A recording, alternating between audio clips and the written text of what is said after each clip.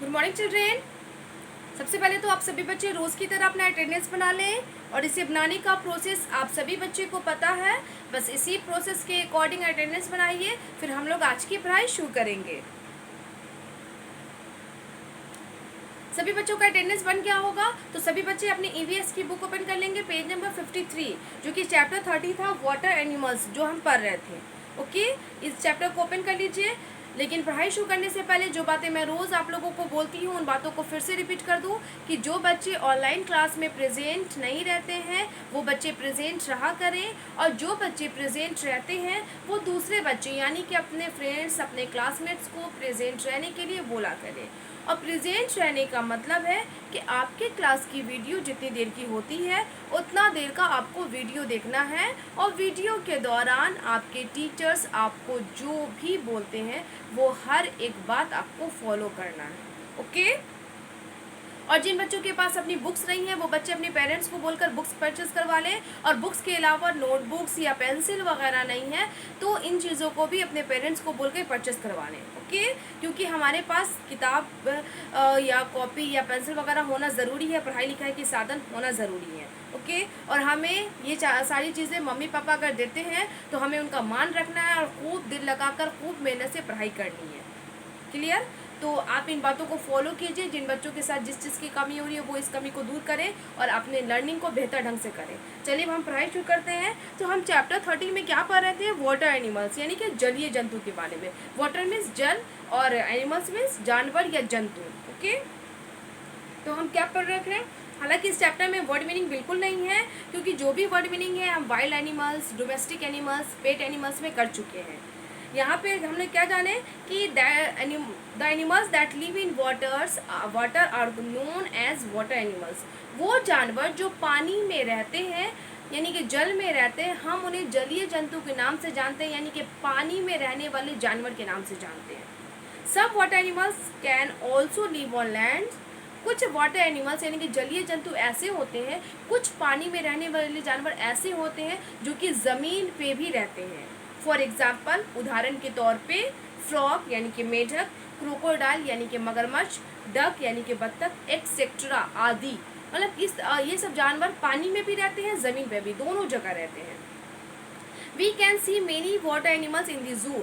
हम लोग बहुत सारे वाटर एनिमल्स को यानी कि जलीय जंतु को जू यानी कि चिड़ियाघर में देख सकते हैं। आप जैसे वाइल्ड एनिमल्स को देख सकते हैं उसी तरीके से है ना, पानी वाले जानवर को भी देख सकते हैं। और थिंग्स टू रिमेंबर में क्या था? Water animals, animals which live in water are called water animals.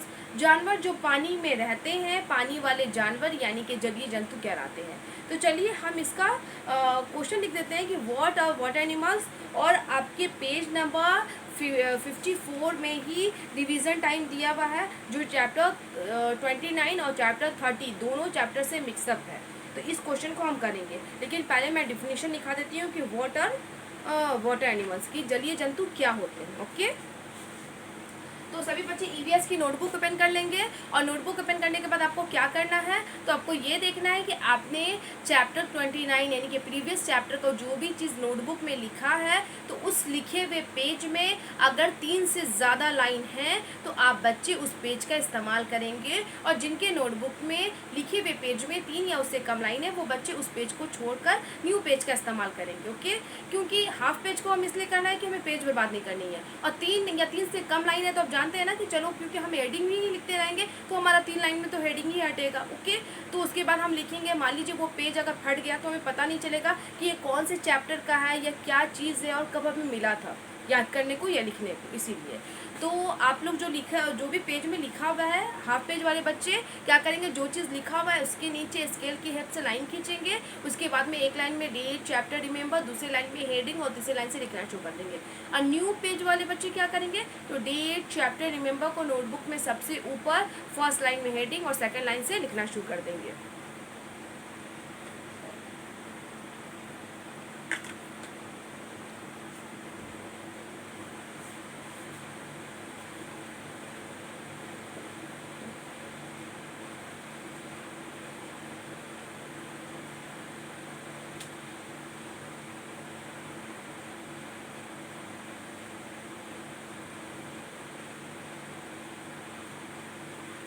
Question है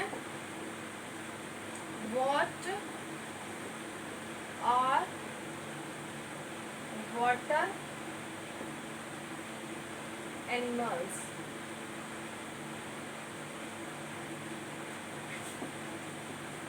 क्या बोला है? व्हाट आर वाटर एनिमल्स, जलीय जंतु क्या होते हैं, क्या है, या फिर पानी में रहने वाले जानवर क्या है।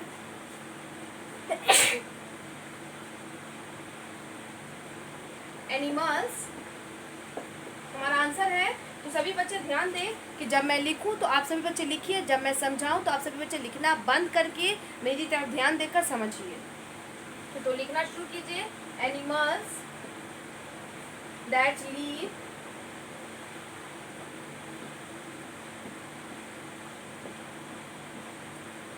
in water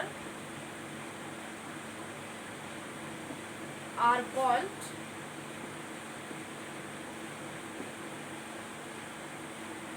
water animals.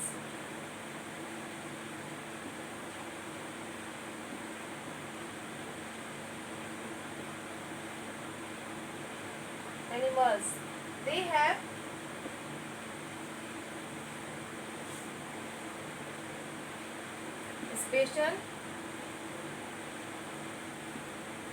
special organs to breathe,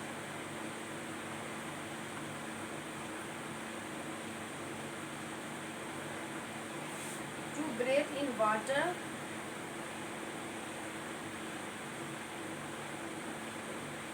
called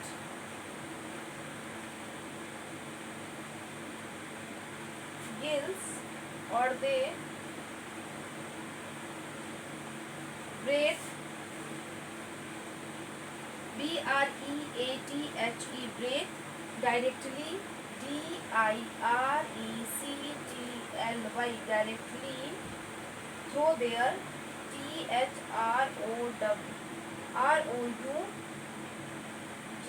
through their skin, S-K-I-N, skin, like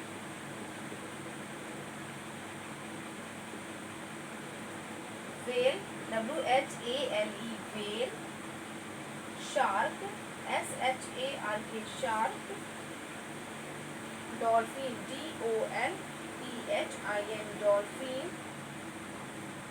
fish, F-I-S-H, fish, E-T-C, यानी कि एक्सेट्रा। ओके, तो हमारा ये आंसर हो गया। क्या आंसर हुआ कि what are water animals. Okay, जलीय जंतु क्या होते हैं या जलीय जंतु क्या है। तो हमारा आंसर है animals that live in water are called water animals. जानवर, वो जानवर जो पानी में रहते हैं, पानी वाले जानवर कहलाते हैं। They have special organs to breathe in water called gills. बोला they have special organs, organ means अंग होते हैं, यानी कि part, body part, part means भी अंग होते हैं। उसी तरीके से ऑर्गेन, ORGAN, ऑर्गेन मीन्स अंग, और एस लग गया तो ऑर्गेन्स यानी कि अंगों। तो उन्हें एक खास तरीके का अंग होता है टू ब्रीथ इन वाटर, ताकि वो पानी में सांस ले सके, कॉल्ड गिल्स, जो गिल्स कहलाता है, यानी कि गलफड़ा कहलाता है। आपने सुना होगा गलफड़ा। और they breathe directly through their skin, और वो है ना क्या करते हैं, या तो फिर वो एक तो उनके पास स्पेशल ऑर्गन होता है, किसी में गिल्स होता है ताकि वो पानी में सांस रखे, या उनका स्किन यानी कि उनकी चमड़ी ही ऐसी होती है जिससे वो डायरेक्टली सांस ले सकते हैं, डायरेक्टली स्किन के द्वारा। हम लोग नाक और मुंह के द्वारा सांस लेते हैं, है ना। लाइक जैसे वेल यानी कि well, shark, dolphin, fish etcetera. जैसे वेल हो गया, शार्क हो गया, डॉल्फिन हो गया, फिश हो गया, सी हॉर्स हो गया, ये सभी जो वाटर एनिमल्स हैं, या तो इनको गिल्स होता है या फिर इनकी स्किन ही ऐसी होती है कि डायरेक्टली पानी के अंदर सांस ले लेते हैं। ओके, तो हमारा ये क्वेश्चन था, हाँ यही चैप्टर में पढ़ना था। तो मैंने आंसर तो मेन हमारा ये हो गया कि animals that live in water are called water animals, लेकिन मैंने इतना इसलिए लिखा है ताकि आप उसके बारे में जानें कि उसमें क्या क्या होते हैं और किस तरीके से वो पानी में अपना जीवन यापन करते हैं। तो हमारा क्वेश्चन क्या है, व्हाट आर वाटर एनिमल्स। तो हमारा आंसर है animals that live in water are called water animals. जानवर जो पानी में रहते हैं, पानी वाले जानवर कहलाते हैं। They have a special organs to breathe in water called gills. इनके पास खास तरीके के अंग होते हैं जो कि पानी में सांस ले सके, वो गिल्स कहलाता है वो ऑर्गन। और they breathe directly through their skin, या वो है ना डायरेक्ट यानी कि सीधे सांस है ना अपने स्किन द्वारा लेते हैं। लाइक जैसे well, shark, dolphin, fish etcetera. ये सभी जो वाटर एनिमल हैं, या तो इनको गिल्स होता है जो सांस लेने में इनकी मदद करती है, या तो वो डायरेक्ट स्किन के द्वारा यानी कि अपने चमड़ी के द्वारा सांस लेते हैं। ओके, तो ये हमारा आंसर कंप्लीट हो गया। एक बार फिर से बता दो पढ़ के क्या है। What are water animals? तो हमारा आंसर है animals that live in water are called water animals, full stop. They have special organs to breathe in water called gills, और they breathe directly through their skin, full stop. Like dot dot dash whale, comma shark, comma dolphin, comma fish, comma etcetera, यानी कि इत्यादि, है ना। और भी, तो इसे आप रिमेंबर कर लीजिएगा। आपका होमवर्क हो जाएगा रिमेंबर, है ना, remember from notebook of chapter 30। Chapter 30 का नोटबुक से याद करना है। बुक वाले बच्चे बुक ओपन कीजिए तो पेज नंबर 54 यानी कि नेक्स्ट पेज ओपन कर लीजिए। अब यहाँ पे क्या करना है, तो मैं इसे समझा दे रही हूँ। ओके, तो इसे आप बनाइएगा घर पे। मैं नेक्स्ट क्लास में बोर्ड पे इसका आंसर लिख दूंगी, तो आप मैच कर लोगे और नोटबुक वाले बच्चे नोट कर लेंगे समझ के। तो क्वेश्चन नंबर बी पे ध्यान दीजिएगा, ये वाला क्वेश्चन। क्वेश्चन नंबर ए तो मैं करवाऊंगी, क्वेश्चन नंबर बी को आप देखिए। बी में क्या है, tick the correct statements and cross the wrong ones. बोला जो सही स्टेटमेंट्स है यानी कि जो सही बातें हैं उनमें टिक का निशान लगाना है, और जो गलत है उनमें क्रॉस का यानी कि कट कर देना है। ओके, टिक, इसको टिक बोलते हैं जो रेड वाला से है, और ये इसको क्रॉस बोलते हैं, याद रखिएगा। तो फर्स्ट नंबर में है क्वेश्चन नंबर बी का first option, all wild animals eat only flash of other animals. बोला सभी जंगली जानवर सिर्फ और सिर्फ दूसरे जानवर का मार के मांस खाते हैं। तो ये क्या सही है? अगर ये सही है तो टिक लगाइएगा, अगर आपको गलत लगता है तो क्रॉस कीजिएगा।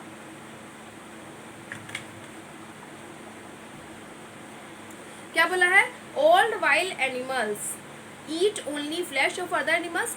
सभी जंगली जानवर दूसरे जानवर का मांस खाते हैं। अगर आपको सही लगता है तो टिक लगाइए, गलत लगता है तो क्रॉस कीजिए। सेकेंड ऑप्शन है, lion and tiger do not eat plants. शेर और बाघ पेड़ पौधे नहीं खाते हैं। तो अगर आपको सही लगता है तो टिक लगाइए, गलत लगता है तो क्रॉस कीजिए। थर्ड पॉइंट है क्वेश्चन नंबर बी का, some of wild animals eat both plants and flesh of other animals.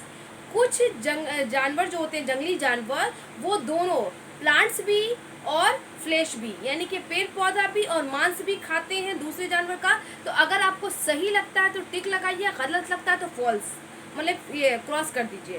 Question number B का लास्ट 4 नंबर ऑप्शन है, no water animals can live on land. कोई भी नहीं, मतलब no water animals मतलब कोई भी जलीय जंतु जमीन पे नहीं रहते हैं। तो अगर आपको ये सही लगता है तो टिक लगाइए, गलत लगता है तो फॉल्स। तो क्वेश्चन नंबर इसको याद करने के बाद डिफिनीशन, वाटर एनिमल्स का डिफिनीशन याद करने के बाद आपको क्वेश्चन नंबर बी भी बनाना है। तो बुक वाले बच्चे क्वेश्चन नंबर बी भी बना लेंगे और क्या कर लेंगे आप, तो आप इसको याद भी कर लीजिएगा। ओके, तो अब मैं अपने क्लास को यहीं पे स्टॉप करती हूँ। तो जब हमारा क्लास स्टॉप होता है तो उस समय मैं क्या देती हूँ, एक गुड हैबिट टिप देती हूँ। तो आज का हमारा जो गुड हैबिट टिप है वो जो कि सेफ्टी रूल्स भी है। ओके, तो सेफ्टी रूल्स है तो उसे हमें फॉलो करना है। तो आज का जो क्या है तो है don't talk to stranger while going to school. जब आप स्कूल जाते हो तो उस समय हमें किसी भी अपरिचित लोगों से, अजनबी लोगों से बात नहीं करना चाहिए। देखो, आप स्कूल की गाड़ी जब इस्तेमाल करते हो ना, उस कंडीशन में नहीं है, क्योंकि हम स्कूल की गाड़ी में बैठे हैं तो हमें जो ड्राइवर अंकल होते हैं स्कूल के, वो हमें सेफली स्कूल पहुंचाते हैं और सेफली घर पहुंचाते हैं। लेकिन जब हम पब्लिक ट्रांसपोर्ट यानी कि ऐसी गाड़ी का इस्तेमाल करते हैं जो रोड पे, सड़क पे चल रही है और हम हाथ दिखा के उस पर बैठ जाते हैं, या फिर हम पैदल चल चल रहे हैं, तो हमें उस कंडीशन में, अगर हम स्कूल से घर आ रहे हैं और घर से स्कूल जा रहे हैं, तो उस दौरान हमें किसी भी अपरिचित लोगों से, यानी कि जिस लोगों को हम नहीं जानते उन लोगों से हमें नहीं बात करनी चाहिए। क्यों नहीं बात करनी चाहिए? क्योंकि आप छोटे बच्चे होते हो और आपको इतनी समझ अभी नहीं है कि आप इंसान को पहचान सको कि वो इंसान हमारे साथ क्या करेगा। यानी कि वो इंसान अच्छा भी हो सकता है, मैं ये नहीं कह रही कि सभी बुरे हैं, अच्छा भी हो सकता है, लेकिन दूसरा कंडीशन है वो बुरे भी हो सकते हैं।